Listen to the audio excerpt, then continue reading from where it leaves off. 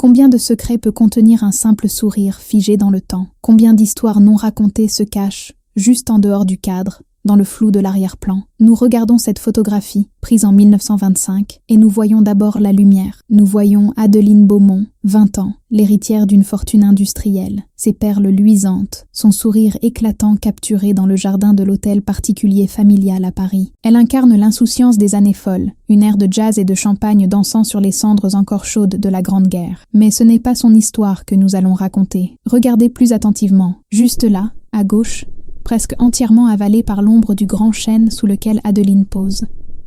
Ce n'est qu'une silhouette, un détail que l'œil ignore. Une jeune femme en uniforme de bonne, son visage tourné, une main tenant un plateau d'argent. Elle est si floue qu'elle ressemble à une tache, un fantôme. Son nom était Élise, et elle avait 17 ans. Cette photo a été prise à 14 heures. À minuit, un cri a déchiré le silence du 8e arrondissement. Un meurtre brutal a eu lieu dans la bibliothèque, et Adeline, la jeune femme souriante, est devenue la principale suspecte. Mais la clé de ce mystère, la vérité sur la trahison qui a conduit au sang, ne se trouve pas dans le sourire d'Adeline. Elle se trouve dans ce que cette fille invisible, Élise, savait. À la fin de ce récit, vous ne regarderez plus jamais cette photographie de la même manière. Vous comprendrez le poids de chaque ombre et le véritable prix de ce sourire. Notre mission, ici sur cette chaîne, est de retrouver ces fantômes, de donner une voix à ceux que l'histoire a effacés, à ceux qui se tenaient dans l'ombre, pendant que les puissants prenaient à la pause. Ces histoires sont des leçons de vie, des avertissements et des testaments de résilience. Si vous croyez que chaque vie, même la plus humble, mérite d'être racontée, alors vous êtes au bon endroit. Prenez un instant pour vous abonner et activer les notifications. Votre soutien nous permet de continuer à creuser dans les archives oubliées du temps, à la recherche de vérités comme celle d'Élise, Paris, 1925. La ville était une contradiction vivante. Sur les grands boulevards, des automobiles rutilantes transportèrent des femmes aux cheveux courts et aux jupes audacieuses vers des clubs de jazz enfumés. On dansait le Charleston avec une énergie frénétique, une urgence désespérée pour oublier les millions d'hommes qui n'étaient jamais revenus des tranchées. Mais à quelques rues de là, dans les greniers froids des hôtels particuliers et les appartements surpeuplés de Belleville, vivait un autre Paris. Un Paris de travail acharné, de faim et de silence. C'était le Paris d'Élise. Orpheline de Verdun, elle était arrivée dans la capitale avec rien d'autre qu'une lettre de recommandation d'un curé de village. L'hôtel particulier des Beaumont, sur l'avenue Hoche, était un monde en soi. C'était une forteresse de pierre et d'ordre, sentant la cire d'abeille, le tabac à pipe chère de M. Beaumont et le parfum Chanel lourd que portait Madame. La vie d'Élise était rythmée par les cloches. 5 heures du matin, la cloche du réveil, frotter les sols de la cuisine alors qu'ils étaient encore glacés, monter le charbon pour les cheminées, ses mains devenant noires et gercées, servir le petit déjeuner en se déplaçant comme une ombre pour ne pas déranger les maîtres. Élise était invisible. Et c'était sa fonction. Elle voyait tout. Elle voyait la façon dont M. Beaumont, un homme dont la mâchoire semblait taillée dans le granit, ne regardait jamais sa fille Adeline dans les yeux, seulement sa dot. Elle voyait les flacons de laudanum que Madame Beaumont gardait cachés sous ses foulards en soie. Et elle voyait Adeline, la fille dorée. Dans la photo, Adeline sourit, mais Élise avait vu ce sourire s'éteindre dès que l'appareil photo était rangé. Elle l'avait vu pleurer en silence dans sa chambre, déchiquetant des lettres qu'elle brûlait ensuite dans sa cheminée. Et puis, il y avait Victor, le fiancé d'Adeline, Victor Corbin. Il n'est pas sur la photo, mais sa présence imprégnait la maison comme une odeur de gaz. C'était un industriel, comme Beaumont, mais plus jeune, plus affamé. Il avait le charme facile de ceux qui n'ont jamais douté de leur droit de prendre ce qu'ils veulent. Les domestiques le détestaient. Il les traitait avec un mépris glacial. Élise, cependant, avait remarqué quelque chose de plus. Elle avait remarqué ses visites tardives, pas à Adeline, mais au bureau de M. Beaumont. Des visites qui se terminaient par des voix étouffées, des portes claquées. Elle avait vu Victor sortir de la bibliothèque une nuit, son visage pâle et en sueur, bien qu'il fasse froid. Elle avait vu de la boue sur ses chaussures chères, une boue qui ne venait pas des rues pavées de Paris, mais d'ailleurs. Le secret d'Élise, au moment où cette photo a été prise, n'était pas encore un secret complet. C'était une collection de fragments, d'observations inquiétantes, qui commençaient à former une image terrifiante. 2 jours avant la photo, alors qu'elle vidait la corbeille à papier de la bibliothèque, elle avait trouvé quelque chose. Un morceau de papier déchiré, tombé à côté. Ce n'était pas une lettre, c'était un reçu. Un reçu pour une grande quantité de chaux vives. Un achat étrange pour un industriel parisien. Elle l'avait gardé, caché sous son mince matelas, ne sachant pas pourquoi. Le jour de la photographie, l'ambiance dans la maison était électrique. C'était le jour de la grande fête de fiançailles. La maison débordait de fleurs, leur parfum doux et écœurant masquant la tension sous-jacente. Adeline posait dans le jardin pour un portrait destiné terminée au journal. Élise était en train de traverser la pelouse pour apporter des rafraîchissements au photographe. C'est alors que le déclic s'est produit. L'obturateur a capturé Adeline dans sa robe de soie, et dans le coin, Élise,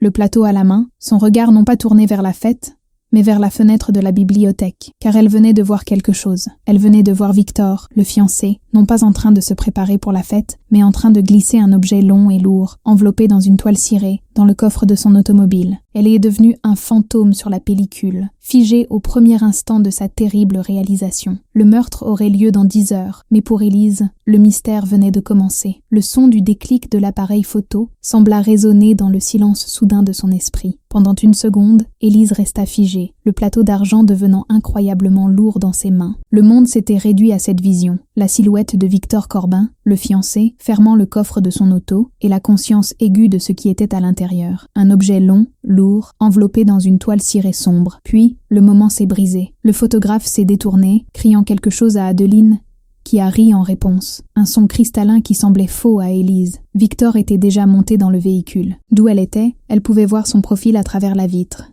Dur et concentré. Il n'a pas regardé en arrière. L'automobile a démarré avec un vrombissement, crachant de la fumée, et a disparu au coin de l'avenue. Il partait, moins de 6 heures avant sa propre fête de fiançailles. Élise a forcé ses pieds à bouger. Elle a apporté les rafraîchissements au photographe et à sa jeune assistante, ses mains tremblant si légèrement que personne ne l'a remarqué. C'était sa bénédiction et sa malédiction. Elle était invisible. Elle retourna vers la maison, son cœur battant un rythme sourd contre ses côtes. La chaux vive, la boue sur ses chaussures l'autre soir. Et maintenant, ce paquet. Les domestiques étaient habitués aux caprices des riches, à leurs affaires étranges. Mais ceci était différent. Cela sentait le secret. Un secret lourd et sale comme la boue de la Marne. L'intérieur de l'hôtel particulier était un chaos contrôlé.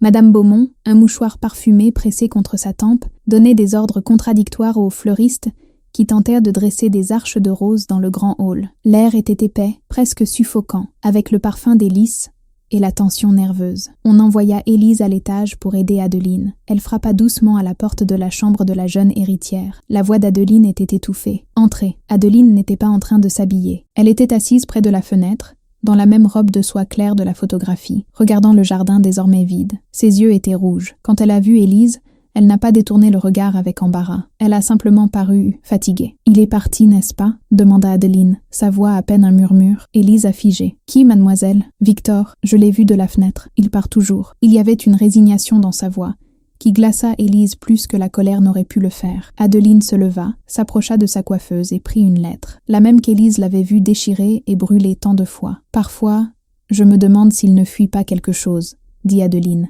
plus à elle-même qu'à Élise, ou s'il ne transporte pas ses problèmes avec lui. Elle a regardé Élise dans le miroir. « Vous êtes silencieuse, Élise. Vous voyez tout, n'est-ce pas ?» Élise a simplement baissé la tête. « Je ne vois que ce que je suis censée voir, mademoiselle. » Adeline a eu un petit rire triste. « C'est ce qui vous sauve. » Plus tard dans l'après-midi, alors que le soleil commençait à descendre, projetant de longues ombres sur les parquets cirés, Élise fut chargée d'une tâche qu'elle redoutait, nettoyer et préparer la bibliothèque pour les invités masculins qui voudraient ne fumer après le dîner. C'était la pièce de M. Beaumont, mais c'était devenu le territoire de Victor. L'odeur de ses cigares anglais s'accrochait aux lourds rideaux de velours. La pièce était sombre, les étagères montant jusqu'au plafond, remplies de livres qui semblaient n'avoir jamais été ouverts. Elle s'est mise au travail, époussetant la surface massive du bureau en acajou.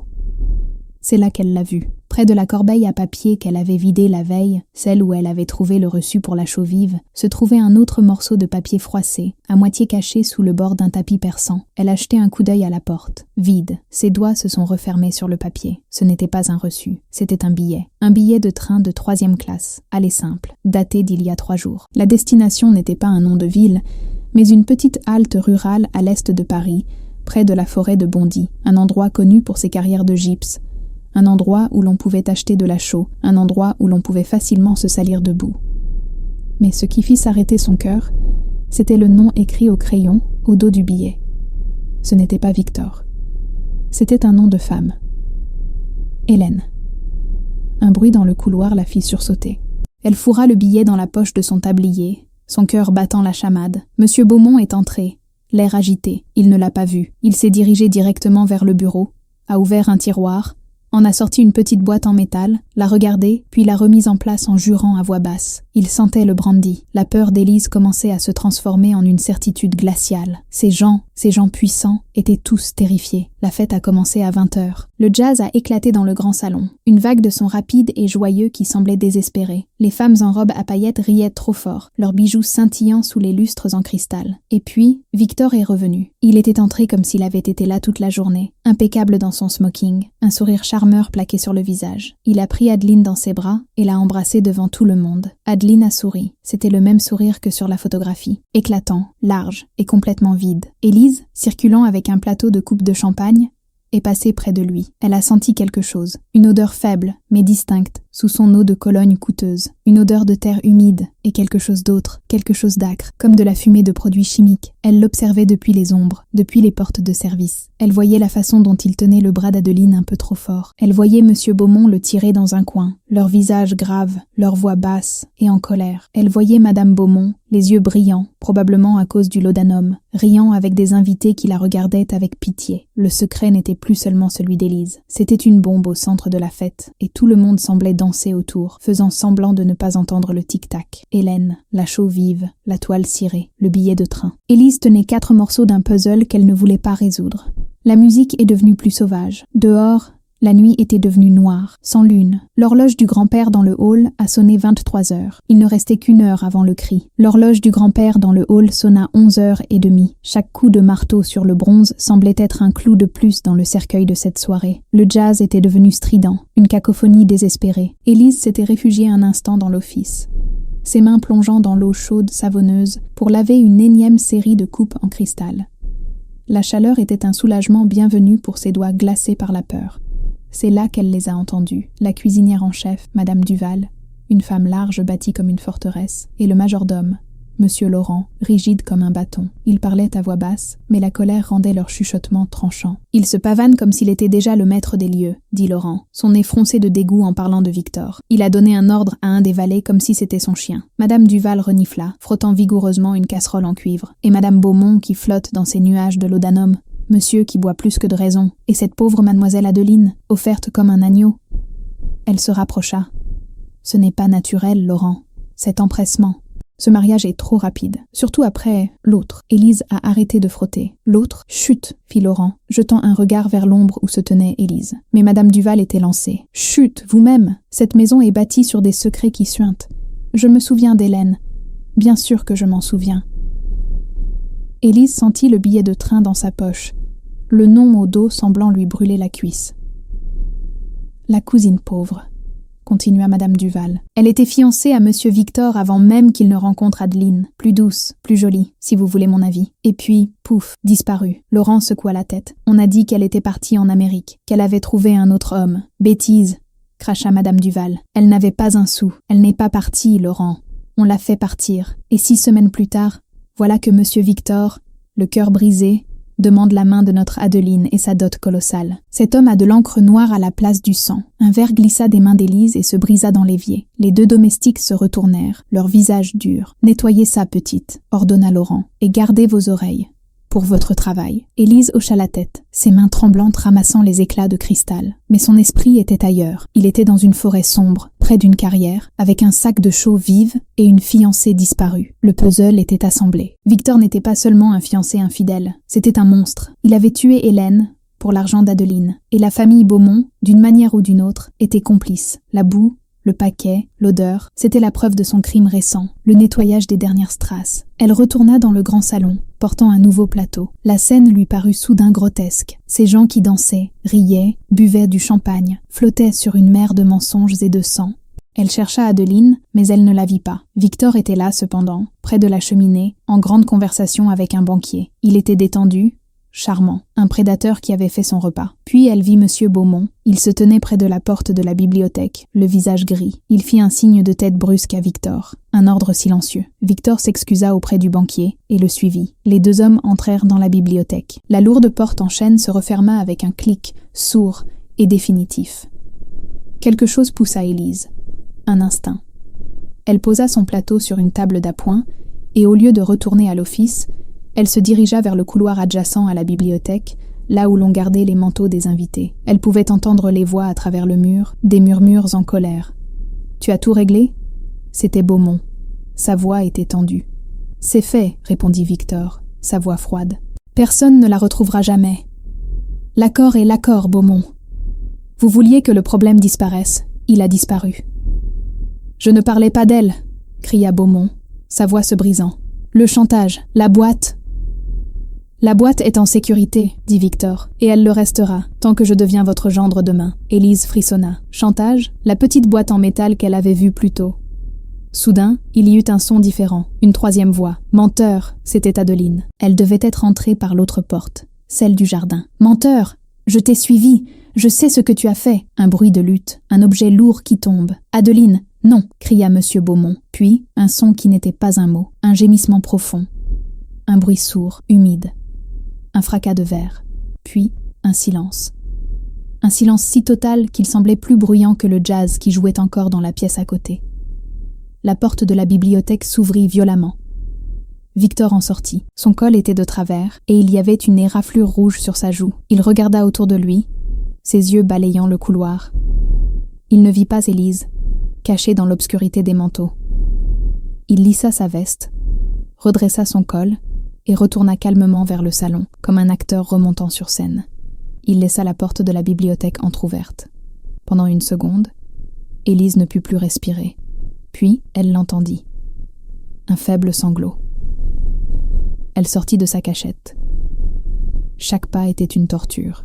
Elle poussa la porte. L'odeur de brandy et de quelque chose de métallique emplit l'air. Monsieur Beaumont était affalé sur son bureau, sa tête reposant dans une flaque sombre qui s'étendait sur des papiers. Le lourd presse-papier en bronze de la banque Beaumont gisait sur le sol, et dans le coin, recroquevillée contre une étagère, se tenait Adeline. Sa belle robe de fête était déchirée à l'épaule. Il y avait du sang sur ses mains. Elle tenait un seul morceau de papier. C'était le reçu pour la chaux vive. Elle leva les yeux vers Élise, son visage un masque de terreur incompréhensible. « Il l'a tuée », murmura-t-elle. « Il a tué Hélène. Papa le savait. Il se battait. » C'est à ce moment, juste avant que l'horloge ne sonne minuit, qu'Adeline a crié. Un cri primal, de pure horreur, qui déchira la musique, la fête et le reste de sa vie. La porte s'ouvrit en grand. Les invités, les domestiques et Victor, le visage feignant l'horreur, se sont tous précipités à l'intérieur.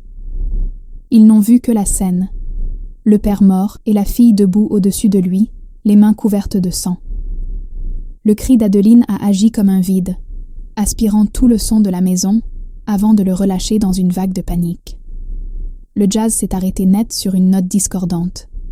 Des femmes ont crié, des hommes ont juré. La bibliothèque s'est remplie en quelques secondes d'une foule en smoking et robe de soie, un public horrifié pour une pièce macabre. Élise fut bousculée, repoussée contre le mur par la marée d'invités. Elle est redevenue ce qu'elle avait toujours été. Un détail en arrière-plan, invisible. Madame Beaumont est arrivée en dernier, a vu son mari affalé, a poussé un gémissement aigu comme un oiseau blessé et s'est effondrée en un tas de satin et de perles sur le seuil. C'est à ce moment que Victor a pris le contrôle. « Écartez-vous ! Donnez-lui de l'air !» a-t-il crié, sa voix tranchante, dominant le chaos. Il s'est précipité non pas vers Monsieur Beaumont, mais vers Adeline. Il l'a saisie par les épaules. Adeline était catatonique, ses yeux vides fixés sur le corps de son père. Le reçu de chaux vive était tombé à ses pieds. « Adeline, mon Dieu, qu'as-tu fait ?» a-t-il hurlé, assez fort pour que tout le monde l'entende. Ce n'était pas une question, c'était une condamnation. Il l'a secouée. « Parle-moi !» Adeline a seulement murmuré. « Il l'a tuée, Hélène, il l'a tuée. Elle est en délire !» a crié Victor à la foule. Elle a trouvé des lettres. Elle pensait que son père l'a trompée. Elle est devenue folle. Il a pointé du doigt le presse-papier en bronze. Mon Dieu, Beaumont, il l'aimait tellement. C'était un chef-d'œuvre de manipulation, exécuté en moins de 30 secondes. Il avait planté le mobile, la folie jalouse, et désigné la coupable, tout en se positionnant comme le fiancé dévasté. Élise, depuis son coin, regardait avec une horreur glacée. Elle voyait la toile du mensonge se tisser, fil par fil, emprisonnant Adeline qui était trop brisée pour se défendre. Le sang sur ses mains, qui provenait de sa tentative de secouer son père pour le réveiller, était devenu la preuve irréfutable de sa culpabilité. La police est arrivée en moins de 20 minutes. Le 8e arrondissement protégeait ses riches. Mais ils sont entrés dans une scène déjà écrite, par Victor Corbin. Il les a accueillis à la porte, le visage un masque de chagrin digne. Il a raconté son histoire. L'instabilité récente d'Adeline, sa fixation sur une cousine disparue nommée Hélène, sa découverte de ce qu'elle croyait être une infidélité de son père, la confrontation tragique. Les policiers ont hoché la tête. C'était un drame passionnel, un crime de la haute société, sale mais simple. Ils sont entrés dans la bibliothèque. Adeline n'avait pas bougé. Elle était assise sur le sol, gardée par 2 valets d'un air confus, et elle se balançait d'avant en arrière, murmurant le nom Hélène. Un inspecteur plus âgé, un homme au visage fatigué nommé Leblanc, a dirigé l'enquête. Il a examiné le corps, le bureau, l'arme du crime. Il a ramassé le reçu pour la chaux-vive. Il l'a regardé, a froncé les sourcils, puis l'a mis dans une enveloppe de preuves. Il s'est tourné vers Victor. Elle parlait de chaux-vive. Victor a eu une fraction de seconde d'hésitation. Elle disait n'importe quoi, inspecteur. Des mots sans suite. Hélène, la chaux, la forêt, c'est la folie, une tragédie. Pendant que les officiers interrogèrent les invités un par un. A-t-elle agi étrangement ce soir? Avait-elle bu? L'inspecteur Leblanc a fait le tour de la pièce. Son regard s'est posé sur Élise, toujours immobile près de la porte de service. Il s'est approché d'elle, sa présence soudaine la faisant sursauter. Il n'a pas élevé la voix. Il a parlé calmement, comme si elle était la seule personne saine d'esprit dans la pièce. « Vous travaillez ici, n'est-ce pas? Vous n'étiez pas à la fête? Qu'avez-vous vu petite ?» Le monde s'est arrêté. Élise a levé les yeux. De l'autre côté de la pièce, par-dessus l'épaule de l'inspecteur, elle a vu Victor. Il avait cessé de parler à un autre officier. Il la regardait. Ses yeux n'étaient pas tristes. Ils n'étaient pas en colère. Ils étaient froids. C'était un regard qui disait « Je sais que tu sais. Ose ». C'était le même regard qu'il avait eu en fermant le coffre de sa voiture. Un regard qui parlait de forêt sombre et de chaux vive. Dans sa poche, le billet de train pour la forêt de Bondy semblait peser 1 tonne. Elle a pensé à Hélène, qui avait disparu sans laisser de traces. Elle a pensé à elle-même, une orpheline de 17 ans sans personne au monde. Qui la croirait? Elle serait renvoyée, jetée à la rue. Ou pire. Élise a baissé les yeux vers ses propres mains, propres, mais qui tremblaient. Je n'ai rien vu, monsieur l'inspecteur, a-t-elle murmuré, le mensonge lui écorchant la gorge. J'étais dans l'office. Je n'ai entendu que le cri de mademoiselle Adeline. Leblanc l'a observé pendant un long moment. Il a vu la peur dans ses yeux. Une peur bien plus profonde que celle d'une simple domestique effrayée par la police. Il a vu le mensonge. Il a soupiré, un son presque imperceptible. « Bien sûr, petite, retournez à la cuisine. » Il s'est détourné, sachant qu'il venait de perdre quelque chose, mais impuissant à le saisir. 1 heure plus tard, ils ont emmené Adeline. Elle n'a pas résisté. Elle semblait avoir quitté son propre corps. Alors qu'il la faisait passer dans le hall, son regard a croisé celui d'Élise. Il n'y avait ni accusation, ni supplication. Juste une reconnaissance vide, une âme perdue regardant une autre. Puis elle a disparu dans la nuit parisienne, la voiture de police s'éloignant sur les pavés. La fête était terminée. Les invités sont partis en chuchotant, avides de répandre l'histoire. Élise est restée dans le hall silencieux, au milieu des fleurs fanées et des verres à moitié vides. Victor Corbin était désormais le maître de la maison, et elle était seule, enfermée à l'intérieur avec le véritable meurtrier. La maison de l'avenue Hoche est devenue un mausolée du jour au lendemain.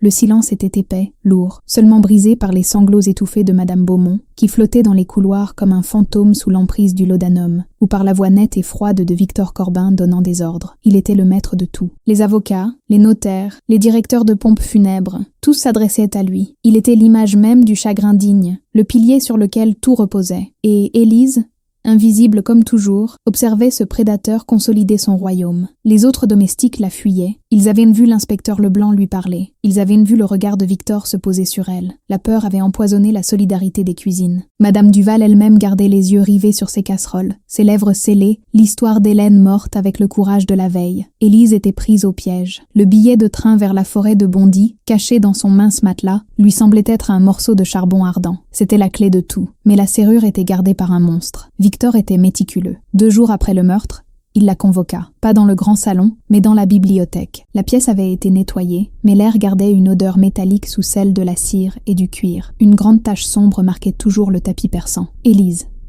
dit-il calmement, sans la regarder, en examinant un des livres de Beaumont. « Vous avez été une fille loyale envers cette famille. » Il se tourna vers elle, un sourire dénué de toute chaleur. « Je prends la direction de la maison et de l'entreprise. J'aurai besoin de loyauté, d'une loyauté absolue. » Il s'approcha.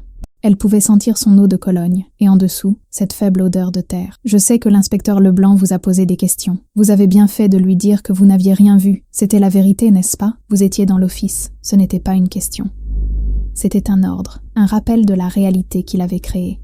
Il lui tendit un chiffon à poussière. « Le procès d'Adeline aura lieu bientôt. D'ici là, cette pièce doit être impeccable. Je veux que vous vous occupiez personnellement de ce tapis. Je veux qu'il n'y ait plus aucune trace. » C'était une torture psychologique délibérée. Chaque jour, Élise devait s'agenouiller à l'endroit même où l'homme était mort, frottant la tache sombre pendant que Victor travaillait à ce même bureau, ses yeux froids la surveillant. Il la forçait à effacer la seule preuve physique qui n'était pas déjà contrôlée par lui. Le procès fut une farce grotesque qui dura moins d'une semaine. Le Petit Parisien et les autres journaux s'en donnèrent à cœur joie. L'héritière sanglante, folie sur l'avenue Hoche. Adeline était dépeinte comme une créature décadente des années folles, mentalement instable, consumée par une jalousie morbide envers son père et une fixation sur une cousine disparue. Victor fut le témoin étoile. Il pleura à la barre. Il raconta comment il avait essayé de la sauver d'elle-même, comment elle avait succombé à ses démons. Le reçu pour la chaux-vive, l'avocat de la défense, payé par Victor, l'a présenté comme une preuve supplémentaire de sa folie, une curiosité morbide qu'elle avait trouvée et sur laquelle elle avait bâti son délire. Élise était là, au fond de la salle d'audience, lors du dernier jour. Elle avait désobéi à l'ordre de rester à la maison. Le billet de train était cousu dans la doublure de son manteau. Elle chercha l'inspecteur Leblanc. Elle le vit, debout contre le mur du fond, son visage de pierre ne trahissant aucune émotion. Il la vit aussi. Leurs regards se croisèrent. C'était sa chance. Elle fit un pas dans l'allée, mais une ombre se glissa à côté d'elle. C'était Laurent, le majordome, les yeux vides. « Monsieur Corbin vous attend dehors », dit-il d'une voix monocorde. La peur la cloua sur place. Elle se retourna. Victor n'était pas à la barre des témoins. Il se tenait près de la sortie, la regardant. Le message était clair. Le piège n'était pas seulement la maison, c'était Paris. Le verdict tomba. Adeline Beaumont fut déclarée irresponsable de ses actes. Elle ne fut pas condamnée à la prison, ni à la guillotine. Elle fut condamnée à l'oubli, internement à vie à l'asile de la Salpêtrière. Élise comprit alors la véritable nature du pouvoir de Victor. Il n'avait pas simplement tué Beaumont pour son argent. Il effaçait les gens. Il avait effacé Hélène de la vie. Il avait effacé Adeline de la société. Et Élise savait, avec une certitude absolue, qu'elle était la prochaine. Cette nuit-là, elle n'attendit pas qu'il vienne la chercher. L'hôtel particulier était enfin silencieux. Victor célébrait sa victoire et son héritage dans un club des Champs-Élysées. Madame Beaumont était enfermée dans sa chambre avec ses drogues. Élise retourna dans sa mansarde. Elle n'avait presque rien. Elle prit son mince salaire, son châle de laine et le billet de train froissé. Elle n'emporta rien d'autre, pas même un souvenir. Elle descendit l'escalier de service, ses pas ne faisant aucun bruit sur la pierre. Elle ouvrit la lourde porte arrière. L'air froid de la nuit parisienne lui sembla être la première bouffée d'air pur qu'elle respirait depuis des mois. Elle se glissa dans la ruelle. Elle ne regarda pas en arrière. Elle redevint ce qu'elle était à son arrivée, une orpheline, un fantôme. Mais cette fois, elle était un fantôme qui avait un but. Elle fuyait, non seulement pour sauver sa vie, mais pour emporter avec elle la vérité, le seul vestige de l'existence d'Hélène et de la vie volée d'Adeline. Élise accourut toute la nuit. Elle n'est pas allée à la gare de l'Est, là où le billet de train l'aurait conduite. C'était trop évident. Victor la chercherait là-bas. Il chercherait n'importe quelle connexion à Hélène. Elle est allée vers le sud, vers la gare de Lyon, se fondant dans la masse des travailleurs de l'Aube. Elle a pris le premier train omnibus pour Marseille, un voyage lent et pénible, passé debout dans des voitures de 3e classe bondées, son châle serré autour d'elle, le billet de train cousu dans sa doublure, un talisman empoisonné. De Marseille, elle a utilisé le peu d'argent qu'elle avait pour acheter un passage sur un cargo en partance pour l'Argentine. Elle a disparu, s'effaçant de l'Europe comme Hélène s'était effacée de la vie. Victor Corbin a hérité de tout. Avec Adeline déclarée folle et Madame Beaumont docile sous l'effet de ses drogues, il est devenu le seul administrateur de la fortune Beaumont. Il a fusionné leurs entreprises, devenant l'un des industriels les plus puissants de Paris. Il s'est remarié, bien sûr, avec une autre héritière, et sa photographie est apparue non pas sur des clichés de scènes de crime, mais dans les pages mondaines du Figaro. Il a vécu une vie longue, riche et respecté. Il est mort dans son lit en 1971, entouré de sa famille, pleuré comme un grand homme. La police n'a jamais rouvert le dossier. Adeline Beaumont est morte à la Salpêtrière en 1954. Elle n'a jamais recouvré ce que le monde appelait la raison. Les infirmières disaient qu'elle passait ses journées assise près d'une fenêtre, murmurant 2 noms, encore et encore. Hélène et Élise. Personne n'a jamais compris qui était Élise. Elle a été enterrée dans une fosse commune de l'asile, son nom effacé, son histoire réécrite comme une note de bas de page tragique dans la biographie de Victor Corbin. Et Élise, elle a atteint Buenos Aires. Elle a appris une nouvelle langue, pris un nouveau nom. Elle a travaillé, elle a survécu. Elle a vécu une vie longue et incroyablement silencieuse, portant son secret comme une ombre permanente. Elle ne s'est jamais mariée, elle n'a jamais eu d'enfant. Comment aurait-elle pu, avec les fantômes de 3 personnes reposant sur ses épaules? Elle est morte en 1988, une vieille femme anonyme dans un pays lointain. Mais elle n'est pas morte sans rien laisser. Dans une petite boîte en fer blanc sous son lit, ses voisins ont trouvé une seule chose. Une photographie décolorée de 1925, d'une jeune femme souriante dans un jardin parisien. Au dos, écrit d'une main tremblante de vieille femme, il y avait l'histoire. L'histoire du billet de train, de la chaux-vive et de la fille dans l'ombre. Elle n'a pas pu obtenir justice, mais elle a refusé de laisser la vérité mourir avec elle. Elle est devenue la dernière témoin. Maintenant, regardez à nouveau la photographie. Regardez-la comme nous la voyons aujourd'hui. Ce n'est plus le portrait d'Adeline Beaumont, c'est le testament d'Élise. Le sourire d'Adeline n'est plus un signe de joie. C'est le masque tragique d'une victime, quelques heures avant que sa vie ne soit détruite. Et le détail presque invisible sur la gauche, ce n'est plus une tache. Ce n'est plus un fantôme, c'est le personnage principal. C'est une fille de 17 ans, figée à l'instant précis où elle a compris le mal dont les hommes puissants sont capables. Cette photo ne capture pas un moment de fête. Elle capture le poids du silence, le prix de la survie et le courage désespéré d'une fille invisible qui a vu la vérité et qui a choisi de vivre pour la porter. L'histoire d'Élise nous enseigne une leçon puissante. L'histoire est pleine de témoins silencieux. Le courage ne consiste pas toujours à crier la vérité à voix haute. Parfois, le courage est l'acte de survivre, de porter cette vérité à travers le feu, pour qu'un jour, elle puisse enfin être entendue. L'héroïsme véritable se trouve souvent dans l'endurance silencieuse de ceux que personne ne remarque. Cette histoire soulève des questions profondes pour chacun d'entre nous. Avez-vous déjà été témoin d'une injustice, petite ou grande, et vous êtes-vous senti impuissant à parler? Qui sont les Élises dans votre monde? Les personnes invisibles qui voient tout, mais ne sont jamais écoutées. Et enfin, si vous étiez à sa place, auriez-vous couru ou seriez-vous resté? Si vous avez été touché par le voyage d'Élise, et si vous croyez que ces histoires méritent d'être racontées, commentez ci-dessous le mot-clé secret, témoin. C'est notre façon de rendre hommage à tous ceux qui portent des vérités silencieuses. Et s'il vous plaît, ne laissez pas cette mémoire s'effacer. Abonnez-vous à notre chaîne pour soutenir notre mission de donner une voix aux invisibles. Aimez cette vidéo pour aider l'algorithme à partager cette leçon et partagez-la avec quelqu'un qui a besoin de se souvenir que même le plus petit témoin compte. Ne partez pas tout de suite. L'histoire qui s'affiche à l'écran est une autre mémoire oubliée qui attend d'être découverte. Merci d'avoir écouté